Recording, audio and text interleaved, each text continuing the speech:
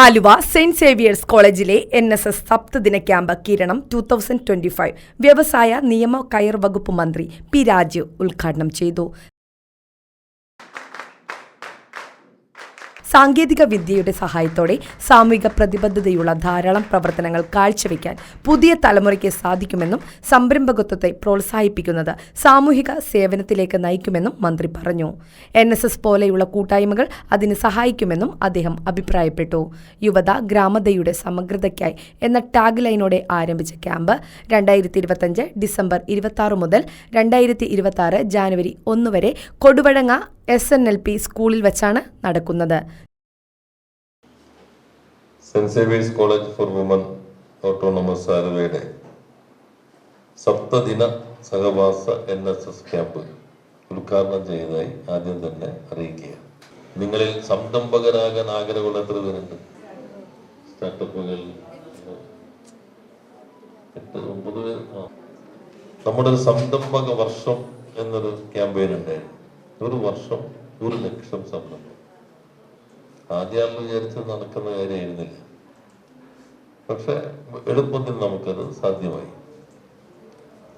3 വർഷം കഴിഞ്ഞപ്പോൾ 3.5 ലക്ഷത്തോളം സംരംഭകർ അതിന്റെ ഭാഗമായി വന്നു.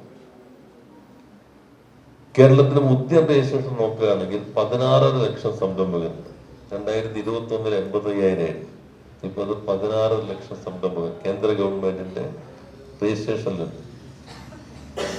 കേരളത്തിന്റെ ഒരു പ്രത്യേകത, നമ്മുടെ മൊത്തം MSME സംരംഭകരെടുത്താൽ അതിൽ 42% വുമൺ ഓണ്ടർപ്രനേഴ്സ് ആണ്.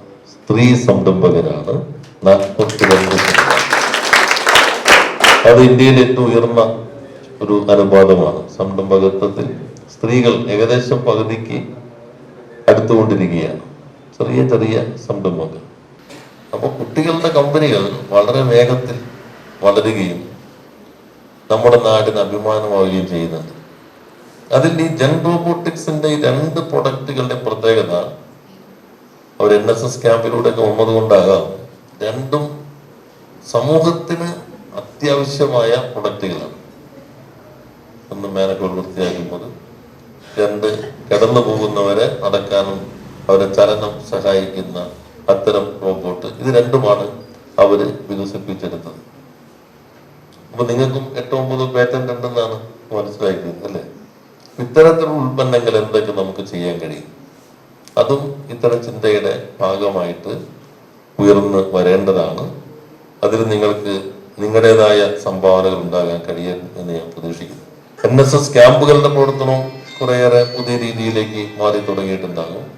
പണ്ട് ഞാനും NSS ക്യാമ്പിലുണ്ടായതാണ്. നമ്മൾ റോഡ് വെട്ടും, പുല്ലൊക്കെ വൃത്തിയാക്കും, തോട് വെട്ടും, എന്തെങ്കിലും അസറ്റ് ക്രിയേഷൻ പ്രധാനപ്പെട്ടതാണ്. Saint Xavier's college principal professor doctor Milan ഫാൻസ് അധ്യക്ഷത വഹിച്ച ചടങ്ങിൽ ആലങ്ങാട് പഞ്ചായത്ത് പ്രസിഡന്റ് ശ്രീമതി വിജി ജോളി മുഖ്യപ്രഭാഷണം നിർവഹിച്ചു. College manager reverend C Charles CTC സന്നിഹിതനായിരുന്നു. Block panchayat member Shrimati Jincy Roly, ward മെമ്പർമാരായ ശ്രീമതി ശ്രീ ഭദ്ര വേലായുധൻ, ജോസ് ഗോപുരത്തിങ്കൽ, സാമൂഹ്യ പ്രവർത്തകനായ doctor Joby Thomas, taluk library council പ്രസിഡന്റായ TV Shyvin, SN library president VG Joshi, NSS programme ഓഫീസർമാരായ doctor Maria Paul, doctor K Lekha എന്നിവർ പ്രസംഗിച്ചു. News desk, focus media, Varapuzha.